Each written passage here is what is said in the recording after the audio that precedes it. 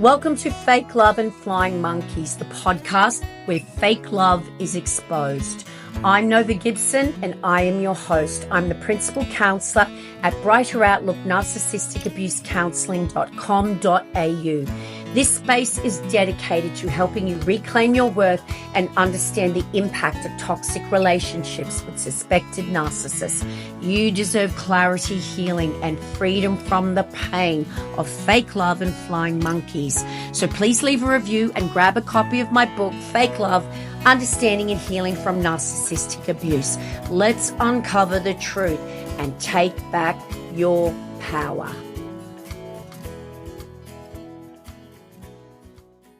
Hi, everyone, and welcome to another episode of Fake Love and Flying Monkeys. Now, I need to put a trigger warning at the start of this episode, guys, due to the incredibly tragic and heart-rending story of my next guest, simply because her story may be triggering for you. So I just want you to bear that in mind before you listen to this episode. My guest is Ali Kessler. Ali is a writer, a marketing professional, a passionate parent advocate, and founder of Greyson's Choice, created to raise awareness about the risk of domestic abuse on children. Greyson's Choice was founded by Ali in memory of her sweet, vibrant, and fearless 4.5-year-old son, Greyson, whose life was taken by his biological father in a murder-suicide during an unsupervised court-approved visit in Fort Lauderdale, Florida in 2021. This came just hours after her petition for a domestic violence injunction was denied by a Broward County judge, citing that the petitioner has failed to allege any overt acts by the respondent which would constitute domestic violence under Florida statute. Ali's advocacy efforts culminated in successfully passing Greyson's Law during the 2023 legislative session. This bill now requires the court to consider threats against ex-partners or spouses when making child visitation and custody determinations in the court, expanding to include the following factors: evidence of domestic violence, whether a parent in the past or currently has reasonable cause to believe that they or a minor child is or has been in imminent danger of becoming the victim of domestic or SA violence by the other parent, even if no other legal action has been brought or is currently pending in court. Hi, Ali. Thank you so much for joining me here today. It's lovely to have you. Absolutely. Thanks for having me. Oh, look, my absolute pleasure. Now, Ali, I am just so grateful that you've joined us here today, but your story is such an incredibly powerful one, a tragic one of trauma, of just utter betrayal from not just your ex-partner, but also a system that let you down. And yeah, I'm so grateful that you've bravely chosen to talk about your story to the world and with us here today. So, Ali, can you please tell us about yourself and where it all began for you? Well, thank you. Yeah, I'm happy to share my story. I believe this is definitely something that people need to hear so they know what really is going on in today's world. Basically, I became a mom in 2016 to a beautiful little boy named Greyson, and his father and I met on a dating app when I lived in New York City, and I had moved to Florida for work, and I told him I was pregnant, and he wanted no part of the pregnancy or of any of it. And he would just send very disparaging texts and emails to the point where I had to block him and just continue with my pregnancy because I was a little bit older. It was high risk, and I just wanted a nice, healthy, relaxing pregnancy. After Greyson was born, he messaged me and said that he wanted to meet him. Of course, I was all for it. I wanted him to be an active, active father in Greyson's life. He came down to Florida and swabbed his cheek and did a paternity test kit and saw that, got the results back that he was in fact Greyson's father. And about 3 months later, he moved down to Florida and wanted to be in Greyson's life. So I was very amicable and welcoming. And 6 months, when Greyson was 6 months old, he sued me for paternity and 50% custody. And he wanted to change Greyson's last name to his because he has my last name. So he got 50%. We didn't change his name. And basically from that moment on, it was just contentious and a very difficult co-parenting experience. How old was Greyson, Ali, when he was awarded 50% care? 6 months. 6 months old. That seems very young for such a vulnerable child to, have that level of care awarded to the other parent, especially when, you're probably still breastfeeding him, and he's obviously going to be very, very bonded with his mum. Yeah, it didn't start at 50%. We did something called a step up, where it started with a couple of overnights a week. Okay. And then when he turned 3, it became 50-50. Okay. Still very young, but yeah. I mean, I didn't like it. I didn't want that. No. He told me from the very beginning when he moved here, he wanted to do everything amicably and no lawyers, and he would just, be there for support and just, active in Greyson's life. But he said that he didn't even want 50% custody. Yeah. So you're, as so many parents are, coming from a place of love, wanting what's best for Greyson, wanting him to have at least a connection with his other parent, with his dad. But of course, the motivation, as we all know now, with a narcissist, with a perhaps a sociopath, it's never about the child, is it? You just don't. You find that out much later down the track. No, I mean, when I told him that I was pregnant, I got text messages stating that he was in a cult when he was younger, and that he suffered from severe post-traumatic stress disorder, and told me all the reasons that he didn't want to do this with me, and said that he would be absent and sign away rights. But of course he didn't. And then once he realized that he's entitled to 50%, he took it. So he manipulated you, Ali. He made you think that he was just going to be there fleetingly. He didn't want that permanent connection, that really you had nothing to worry about. Yeah, I mean, I gave him every opportunity to sign away his rights, and he wouldn't have to pay child support or anything, and he refused. Oh my goodness. So sorry, Ali, go on. I was just going to say, so then, as the course of the next 4 years transpired, I mean, everything was just a battle. I mean, I'd say black, he'd say white. Everything was just very contentious. He caused a few scenes at his school. He honked his horn one day so many times to get Greyson on not his day, where he actually called the police on himself. Just a million little things that were just not normal. He refused to pay for Greyson's school. He wouldn't agree to a school. He wouldn't agree to anything, really. So it was just, a constant battle, which made everything extremely difficult. And he told me from the very beginning that his life mission would be to make me suffer, because this was not the life that he wanted.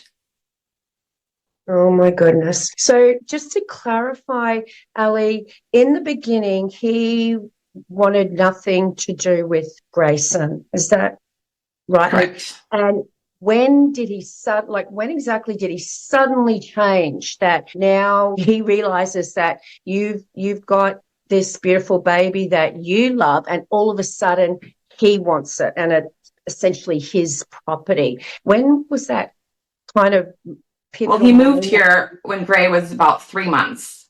Yeah. So I'd say it all started when he got the paternity test results. Yeah. Yeah. Oh my goodness. The paternity came back positive, and then he had a piece of property of his on the face of the earth, and a way to punish you forevermore for not wanting him. Yeah, absolutely. And, I tried to get, different motions of contempt over the years. He would we had to use Talking Parents app to communicate because the level of text messages that I were getting was just out of control, and they were all negative and disparaging, or he'd call me a pig and you're disgusting and Greyson deserves more than this. And how can I do this to an innocent child? And all day, every day, I was just getting text messages like that. So we had to get it written that we were to use the Talking Parents app. But of course, he would use the app and he'd copy and paste everything, and he would just text it and email it, and I would just get bombarded by any kind of communication. So that did not work. Yeah. And then for you've got it was. Every time I heard a ding on my phone, I had a panic attack. Yeah. Oh, I can only imagine the trauma that you went through. And I think people who are trying to co-parent with a narcissistic ex, with their abuser, they believe that, like you did, that you should have 24 a day communication with the other parent, not because you want it, but because you fear that you'll be punished by, the family law court, by people who just don't get it, or even the abuser will use it against you if you don't, have that 24-hour day open communication with them. It's really a lose-lose situation, isn't it? Yeah, everything was just, he would accuse me for parental alienation if I, didn't agree to switching nights with him. If he had to, do something and he asked to switch, I tried to be as accommodating as I could, but everything was, just thrown back in my face saying that, I'm blocking him from Greyson's life, when that was just not the case. Yeah, you just weren't giving him exactly what he wanted there. And Greyson was a way to control you. Yep, pretty much. One time he picked up Greyson from my house, and I had asked him to bring back some of Greyson's clothing that was laundry that he was wearing the last time, because I was missing his shoes and clothing, and it was just getting out of control. So he came one day and he literally just started throwing Greyson's sneakers and shoes and everything all over my lawn, and basically said, well, why don't you use your child support and buy your child some more clothes? And literally just said, here's that, and just threw everything. And Greyson was right there. He saw this. And it was just, dealing with someone that was just so irrational. It's impossible. So, look, I hear that, Ali, and that's domestic violence. Like you've got someone, whether they're throwing your son's shoes or they're throwing rocks at your house, that's domestic violence. That's terrorism, really. There's no other word. Well, the courts here, I guess, didn't see that. Well, yeah, tell me about that. Tell me about how you tried to protect yourself from situations like that. So, like I said, over the years, we tried to get motions of contempt because he never followed anything, and he wouldn't pay for certain things, and it was just getting ridiculous. But I'd say the last few months of Greyson's life, things just were getting a little bit escalated to another level. I believe that I was being followed by either a private investigator or there was a tracker on my car, because he knew too many things and details. And I would ask Greyson, did you tell Daddy we went there? And he'd say no. And I would just started getting really high and low texts. He'd be like, I hate you, you're horrible, you're disgusting, whatever. And then I'd be like, let's get married, let's take Greyson and go to Hawaii, all within minutes. Mm-hmm. And it was just not normal. And, I would told my lawyer all of this, and I'm like, this is getting out of control. I started dating someone, he was contacting him, and it just became unlivable.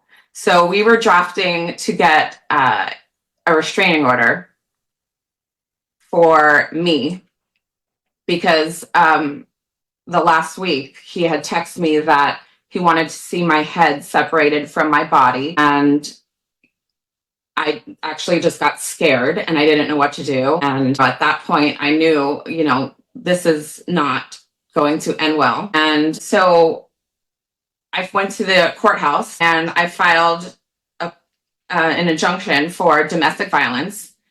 And it was denied that afternoon, about an hour after I finished filling it out. I just need to make sure I've heard that correctly. You had black and white evidence of someone threatening to kill you, and you not only couldn't get him charged with threatening to kill you, you couldn't even get a domestic violence application put forward. No, their response was that there's not enough evidence and all the threats were made to me and not my child. So I couldn't protect. As long as he's only abusing and threatening me to kill you, right. That makes he's a great father. A safe parent for your child to be. Yep, that makes total sense. Yeah. So that was denied, and I had to, I was trying to save Grace and because Greyson was 4, he was very aware, and his father came to pick him up that night. And because he had a tracker on my car, which I had found by bringing my car into a body shop, and I asked them if they could put it on a lift because I thought that I was either being tracked or followed, and sure enough, they found one. So he had tracking on my car, and he saw that I was at the courthouse and knew I was doing something. And I started getting text messages all night while he had Greyson in his care. And he would just send messages like, are you really trying to get a restraining order for text messages? What's wrong with you? This is just going to disrupt Greyson's life and my life. And then I won't be able to give you child support. And I mean, just all these insane messages. And the next morning is actually when I brought my car into the shop. The next morning I had received more messages, and Greyson, he said that he was feeling unwell and that he was going to keep Greyson home from school that day. So I used the app to contact his teacher to see if Greyson was in school. They told me that he was not. And I asked if anyone called him in sick or what happened. And they said they haven't heard anything. So I was getting a little worried here, and he wasn't responding to any of my messages for the rest of that day. And the following morning, which became my day again, I went down to his apartment and I called the police for a police escort to get Greyson because he was missing. And I had called his school again, and they said he was not there and he wasn't called in. And I told the police that my son is missing, and I told them all the details, and they said that I would need an emergency pickup order because this is family law, that they couldn't do anything. And all they did was go to the door and knock, and nobody answered.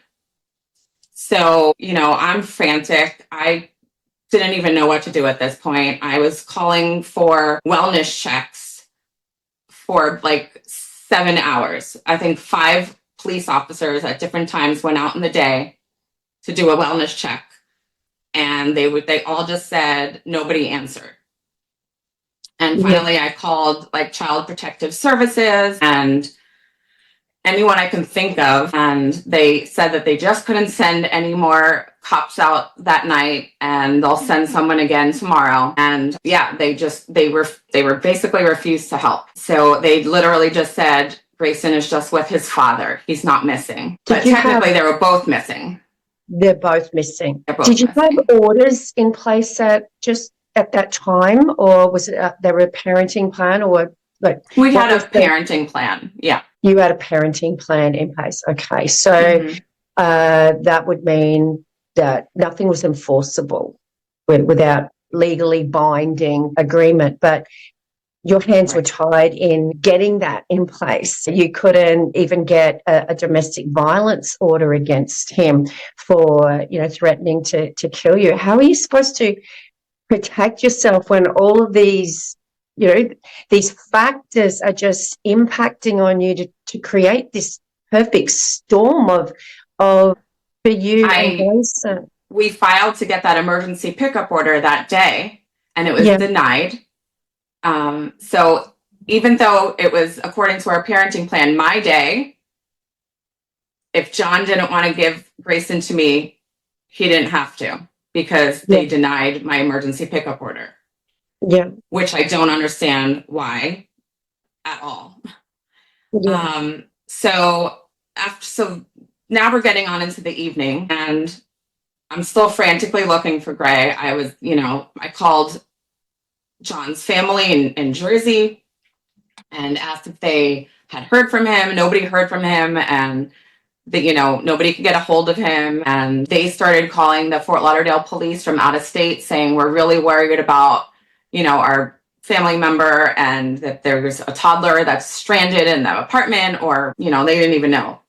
So, and of course, I'm still talking to the police and Child Protective Services, and I ended up calling a locksmith, and I explained the situation. I found out who the owner of John's condo was, and they lived out of state also. And we were able to talk on the phone, and they were able to give permission to the locksmith to open the door. They lived in a gated community, and I couldn't get to the front door without access, and the doorman wouldn't let me in. So I had to call the police again and orchestrate the police officer and the locksmith meeting at the same time that night.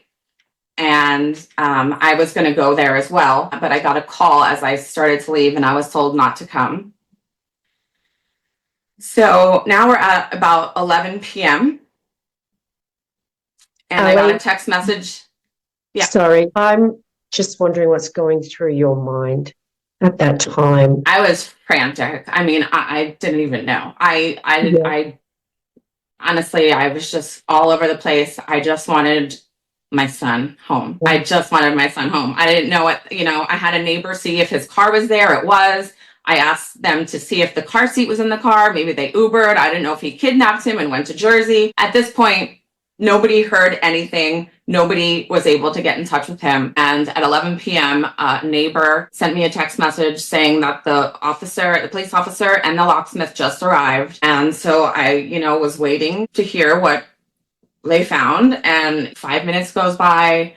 I thought that I would get a message saying, nobody was there or whatnot. So 10 minutes go by, an hour goes by, nobody's responding to me. None of the people in the building that I was in contact with were returning my messages or phone calls.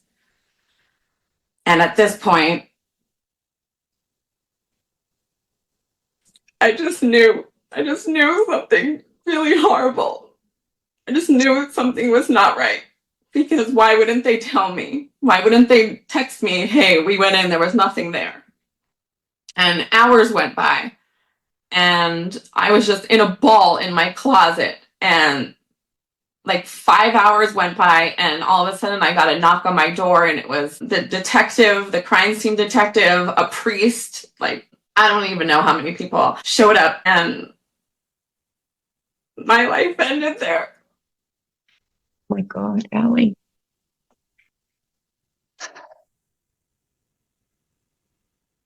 So, I mean, all of the hoops that I had to go through just to find my son was insane. I shouldn't have had to orchestrate a locksmith and do all that myself. But the police refused to intervene. So the next day, I got notice that my stalking injunction was approved, because we had filed the stalking injunction and the domestic violence injunction using the same papers and evidence and everything. And so basically they saw him as a threat to me to grant my stalking injunction. And then we would have to meet at a police station to do our exchanges of Greyson, which to me is just insane. Absolutely insane. So, Ali, I just need to clarify this, that I heard this correctly. You just lost your son in the most horrific way. You have been let down in the most egregious way by everyone. And all of a sudden, the thing that you asked for, it came through. The thing, is that what you're saying? The stalking order, it came through the next day. Is that what you're saying? Well, I'm saying that it was approved for stalking, but they didn't approve my domestic violence injunction. So they thought that John was a threat to me, and they approved him not being allowed near me, but he was still able to be around Greyson, which is what I really just don't understand, how someone that's harmful can, especially to the other parent, could be okay with, a toddler. Well, it's not. It's not. It makes no sense whatsoever that you can say that someone who is capable, who threatens to kill the mother of a child is going to be a loving parent to their child. That makes no sense whatsoever. I guess I'm just confused that around the timing that all of that came through after you lost Greyson in that. Yeah, I mean, obviously they didn't know at that point. And, the day I was searching for Grey is when we filed the stalking injunction. So it was the next day that I found out that it was approved. But at that point, it was too late. And John had shot Greyson in the head and then turned the gun on himself and killed himself and basically killed me all in one swoop. I have no words. We can all talk about empathy and, trying to walk in someone else's shoes to understand their pain. But I can't even begin to think that I would be able to grasp what you're going through.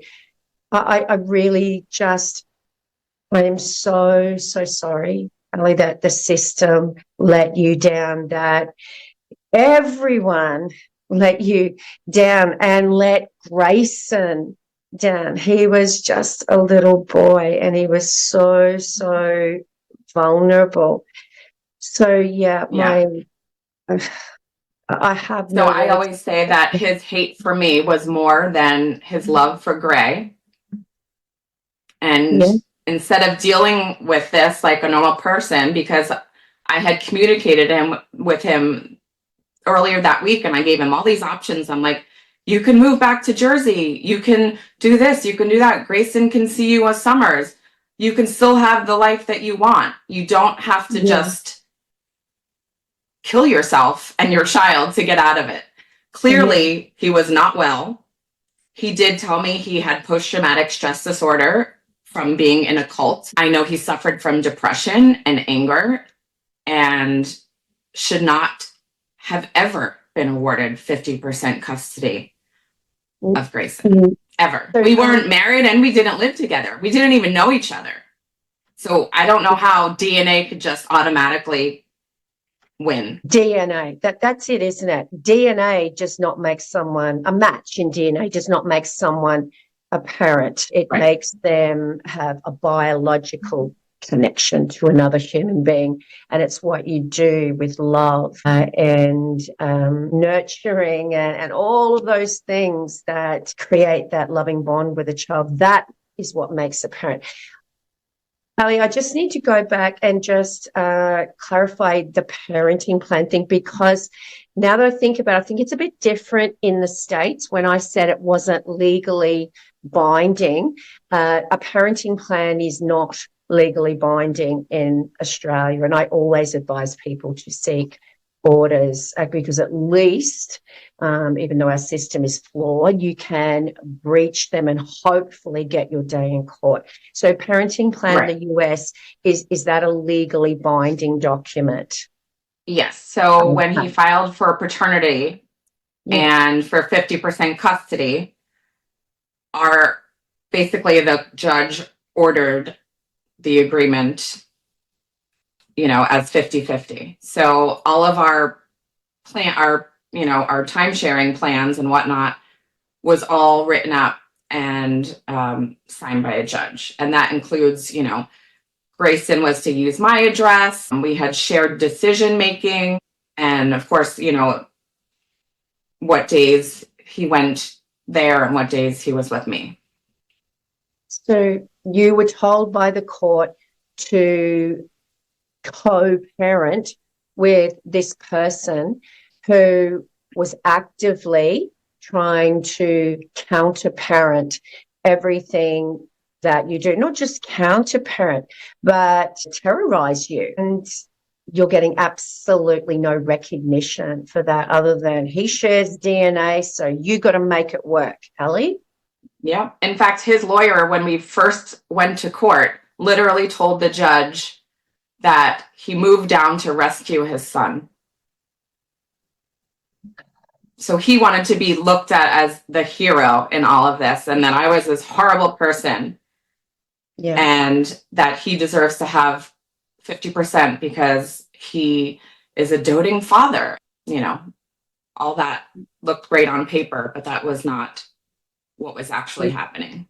And it was not yours or Greyson's experience, that's for sure. Ali, just tell us a little bit about what I can't even begin to understand that. What was going through your head? What was your feelings after that happened? And what were your emotions? I can only imagine that they would have just been going from anger to absolute. Yeah, I mean, it took a while. Yeah. And I ran the gamut of different emotions. I was obviously terrified and scared, and then completely heartbroken and shattered. And then, after that phase came the anger. I started to, research what actually happened. And, I got police reports, and they found all of these trackers in his car, and which means he was replacing the trackers every 2 weeks. So this went on for a few months.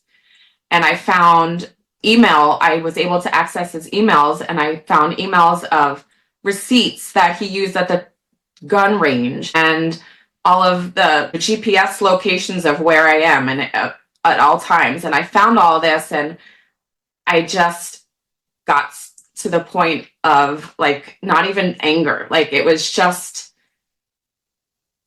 I was just furious. I was just absolutely furious. I think there's a word for it, Ali, to describe what you must have been going through. It's like 1,000 times, I would believe, over anger, because here you are, you were right. You had everything there if they had just looked to protect your son. This was all avoidable, and no one did anything. And here you are, you've got the evidence that they could have looked at prior to this. Yeah, there was a lot of evidence that I don't believe was ever heard. I don't even believe that the judge read my injunction for domestic violence, because I got an answer in 1 hour. So, and I submitted, about 95 pages of a PDF of everything, text messages and the threats and this and that, and it was still denied. So you're providing copious amounts of evidence prior to seek that domestic violence order, the restraining order, and you get a no back in an hour. Yes. Yeah. Which says clearly. Yeah. I think they just wanted to go out for happy hour. Honestly, I don't even think anyone read it. Well, I'd say that's impossible in an hour, and that weekend alone, I had 3 judges touch my case. I had the domestic violence injunction denied by a judge. I had the emergency pickup order denied by a judge. And these were all different judges than our judge in family court. So there's just people touching cases that know nothing about anyone and making decisions that affect people's lives without even knowing, the scope of the case. Yeah. So all the while you're grieving, you lost your baby, you've lost your little boy, he was my best friend too. Your best friend. He was. You're grieving and you're finding out all of this, everything that they could have taken into account to stop it from happening. Yes. Tell me about what happened next in terms of accountability. So I had a lot of people reaching out to me stating how sorry they were for my loss and expressing that they are going through something similar and that they're so scared for their child's life and their life. And it was getting like, every day I would wake up to emails and messages on Facebook and social media. And I knew that something had to be done, that our justice system here, at least in Florida, is flawed, like severely flawed. So I reached out to our local legislature, our senator, who heard about the story and wanted to get a law passed that would make it easier for a parent to get their injunction for domestic violence approved by using evidence such as text messages and whatnot from the other parents so that it could protect the child as well. Like I said before, they said, well, the threats were to me and not my child, so therefore son must be fine. So it went through a few different people, took, their turn at crafting this new law that we were hoping to get passed. It was called Greyson's Law, and it went through the House and the Senate in Florida, and it didn't make it through its first year. It was denied, and then it was rewritten the following year, or we took out some things, and then we had the Florida Bar Family Law Sector review it and make changes, so that way we know that this would be a fail-proof bill that we could get passed in the House and the Senate, and then for DeSantis to sign. And after months of going up to Tallahassee and back to Tallahassee and sharing my story and speaking on the House floor and the Senate floor, it was finally passed. It was a unanimous vote, bipartisan. Every senator and House member became a co-sponsor, and they all say they're so sorry that they failed me and Greyson, and that, they hope that by passing this law, they'll save other children. So basically what Greyson's Law is, it's a law here in Florida that requires the courts to consider domestic violence and other factors when making custody and time-sharing decisions. Basically, it expands the factors that courts consider when issuing their injunctions. And basically, like I said, it would have protected my son, which to me seems so asinine, because the fact that you can have a dangerous person still be awarded custody is just so backwards thinking. I don't know how you can say, here's a restraining order for you, but your son has to go there. Yeah. It's common sense. It's common sense that a child would be at risk with a parent that would threaten the life of anyone, right? Let alone especially the other parent, right? Yeah, right. I didn't know we needed a law written to express common sense. Yeah, that's exactly right. And I think this is just opinion, but I think it's just their fear, their butt covering to avoid potential lawsuits, maybe from parents who don't feel like they're getting a fair shake despite all of the evidence that they're stalking and abusing both the other parent and their child. It's it's horrific that you need to have a law to express, a common sense approach to protect children. Right. Just incredibly moved by your story, Ali. I'm so sorry that happened to you, and it should never have happened. But no, it should. There's definitely going to be other children, and you may never know about those children, but their lives will be saved because of Greyson and because. So I've heard from parents that have told me that they applied Greyson's law in court and it saved their child's life. I've literally gotten those messages. I've also gotten ones that said the judge didn't know anything about it and threw it out. So for us here in Florida, training is going to be vital. And I started a nonprofit called Greyson's Choice. And through the nonprofit is how we were able to get the bill passed and how I am able to be a resource, I guess, for parents going through something similar or, anyone suffering domestic violence. So we just had our first fundraiser about a year ago. And I started my podcast, Gray Minds Think Alike, to sort of be that resource because I was getting bombarded by questions that I just can't answer because clearly I didn't do the right things. So I thought, by having this podcast, I'll interview people and I'll get all the answers and I'll get anything. So that way when people need advice or help, they can at least have a resource. Yeah.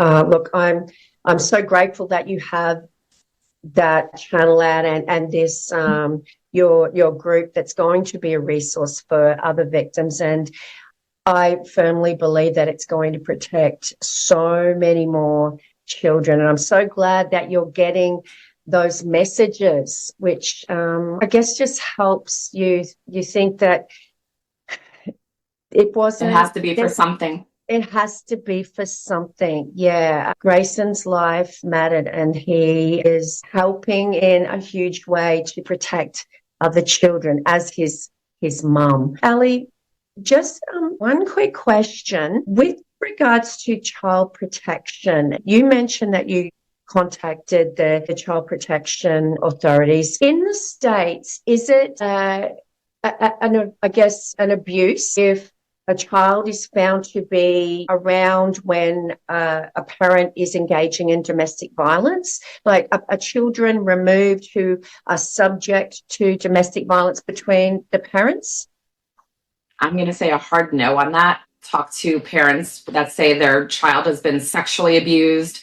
They're both being physically abused, let alone coercive control. We're not even going to go there because nobody believes that even exists. And no, the judge just blame they blame the safe parent and say, you're doing parental alienation. And then they force the child to go to some reunification camp and get brainwashed and force them to live with the abuser.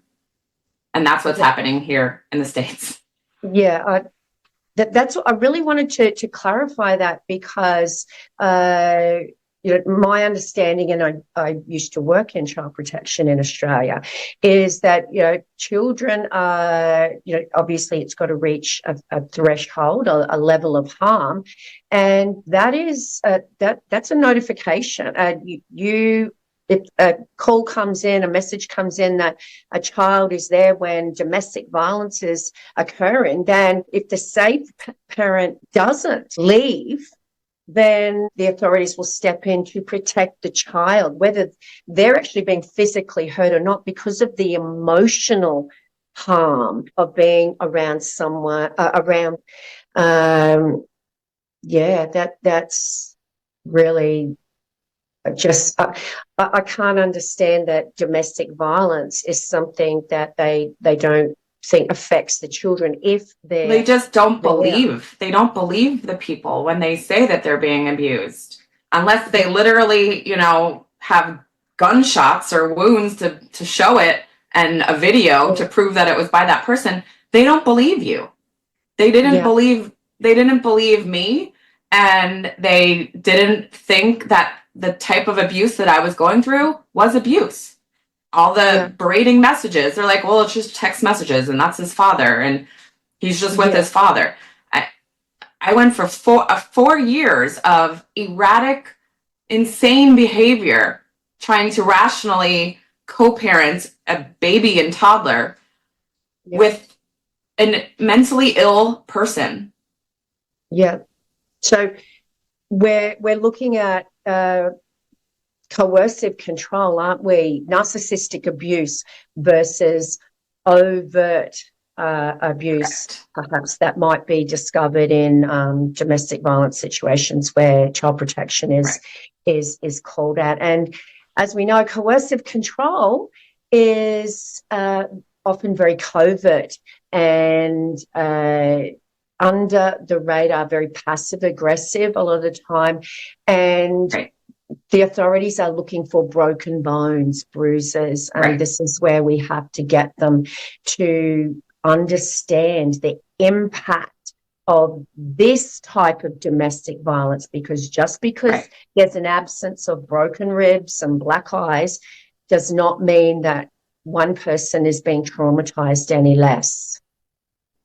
Yeah, absolutely. I mean, they still don't believe. So it's really about educating and showing people how to look for red flags in their relationship to understand what exactly they're going through and dealing with, and then make decisions from there.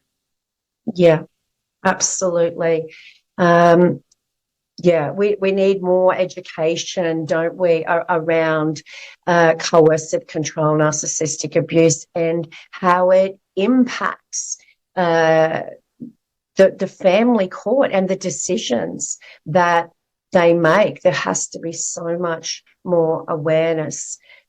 Ali, absolutely.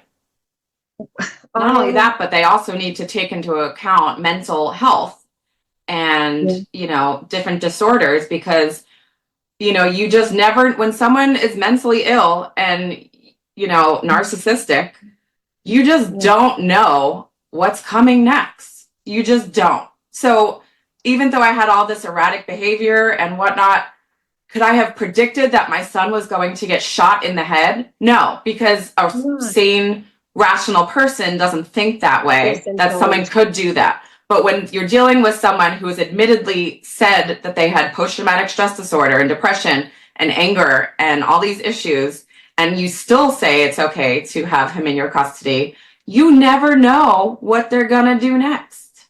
Exactly. How can you predict that?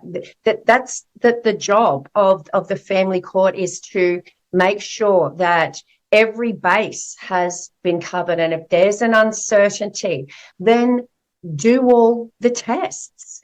It's got to be that the child is the most important thing. The child's best interests are supposed to be paramount, not that everything's fair for between the parents. And we tried to get a psych eval and it got thrown out. It got thrown out because there wasn't enough evidence. There wasn't enough evidence to warrant it. Okay. Who makes those decisions? I mean, like, how do you evaluate someone without evaluating them? It's scary. Yeah. It is scary. And, this definitely sheds some light about what's going on. I've actually talked to other parents that have gone through something similar. Another mom up in Pennsylvania, she got Caden's Law passed, which is federal, through the VAWA, which is Violence Against Women's Act here in the States. Yeah. And, I just heard all these stories from parents that went through this, and it's happening everywhere, and it's happening at an alarming rate. And, I can only hope that by sharing my story and, telling everyone what really happened, that, maybe someone will just wake up and see what's going on, and hopefully there'll be more changes. Yeah. Yeah. I think there's this, I don't think I know, there's this misconception in the powers that be and the family support system, that parents who want to protect or keep their child from someone they're saying is abusive, that person is malicious. They're engaging in parental alienation. And there might be the odd case, and those malicious cases certainly make it harder when someone does that. But the majority of people who would go through this, if you weren't seriously trying to protect your child from harm, when you're not believed, when you're feeling unprotected, who would go through what a parent does, knowing the system is up against them? Who would go through that if it wasn't true? Very few people. No, nobody wants this. Nobody wants to not only do this to themselves and their child and spend all this money and get lawyers and people involved that don't know you. Nobody wants this. So I don't know why anyone would make something like that up. And that just brings it back again to a common sense approach to protect the children and the non-abusive parent, because it doesn't make sense that someone would go through all of this if it weren't true. There may be the 1 in 100, 1 in 1,000 even person who says, yeah, I'm going to get you and I'm going to go through all of this to make sure you haven't got contact with your child. But you know what? That's more likely to be what the narcissistic parent does. So it doesn't make sense that if it's so... a sane, rational parent would never do that. So clearly it's always, the abuser always has some sort of disorder, narcissistic or whatnot, because a sane, rational parent wants what's best for their child and would not do that. So here, parental rights trump child's rights, and that's basically what happened here. I can't express how sorry I am that this has happened to you and the loss of your beautiful child, Greyson. But I hope that, Ali, you do find solace in the fact that, so many children are going to be saved because of your actions and what's happened in your life, and with the loss of your beautiful son, Greyson. Can you give us some last words, please, Ali, for other people who are experiencing what you went through and what they can now do? We spoke about the fact that you wouldn't do what you do. You wouldn't go through what you went through in terms of seeking orders, asking for this, asking for that, unless you were trying to protect your child. But no one listened to you. You were the bad guy who was trying to. Right. And it made no sense also, because a lot of times this happens when, parents are going through divorce or they break up and they want to get back at the other. We were never together. So there was never even a relationship to break up or end. He just wanted, like you said, he was just a thing, an item of possession. And that's what it became. That's what it became. So I guess what I would say to people that are going through something similar, no matter where they are, is a few things. One, journal and write down everything. Keep screenshots of text messages, save emails, literally everything that you have to sort of create evidence and show an escalating pattern, because that's what's going to help you at the end of the day, is showing the pattern, right? No one's going to believe it or take into consideration if something happens once. They want to see how things escalate. So that's one. Two, get a good lawyer and do your research, because not only will a lawyer say that they can do this, that, and whatnot, but you really need to make sure and vet this lawyer that they understand what this type of abuse is, what you're going through, and see their success rates. Because I firmly believe that, my lawyer failed me, and I firmly believe that our judges failed me, and I really believe that they need the training. So when you're looking for a lawyer, look for one that has the training. Yeah. And then of course get a really good support group, a friend, family, even an online support group with people dealing with something similar could help. But again, just keep taking care of your child and keep what's best for the child, and hopefully it won't turn out like Greyson. Yeah. I think getting the right lawyer, someone you trust, someone who knows about coercive control. And I didn't know I was being abused that whole time. I didn't know there was a name for it. I didn't know that there was this, an actual thing until now. I was like, well, had I known that, I would have been able to talk about that. But I didn't know. I thought, he was just hurting me to hurt me. I didn't know there was a name for it. Yeah. And you made your bed, you lied, you got to lie in it. Now you had a child with this person, and now you've got to, go through all of this. And that's what victims are conditioned to believe, that, you share a child, you've got to make it work.